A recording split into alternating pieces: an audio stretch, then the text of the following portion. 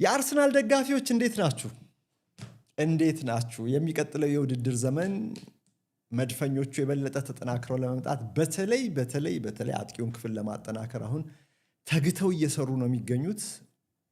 አሁን እነ ሚኬል አርቴታ ረፍት ላይ ቢገኙም ግን ስፖርቲንግ ዳይሬክተሩ አንድሪያ ቤርታ ግን ይበልጥ ስራ የሚበዛባቸው ሰዓት ነው። ያለ ጥርጥር ሚኬል አርቴታም ቢሆን ረፍት ላይ ቢሆንም የዓመቱን ረፍት እያሳለፈ ቢሆንም በስልክ መገናኘቱ አይቀርም በአንዳንድ አበይት ጉዳዮች ላይ። እርግጥ ዋናውን ስራ የሚሰራው ይሄ መምሪያ ቢሆንም ግን ያለ አሰልጣኙ በተለይ ደግሞ ያለ ማናጀሩ ሚኬል አርቴታ የሚሆን አይደለም።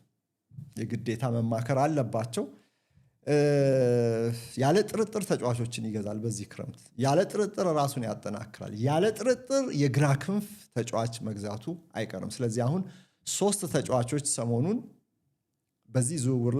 በዚህ የዝውውር ወቅት ላይ ከአርሰናል ጋር ሰሞኑን በጥብቅ ስማቸው እየተያዘ ይገኛል። አሁን አዩቢ ቡአዲ የሞሮኮ አማካይ፣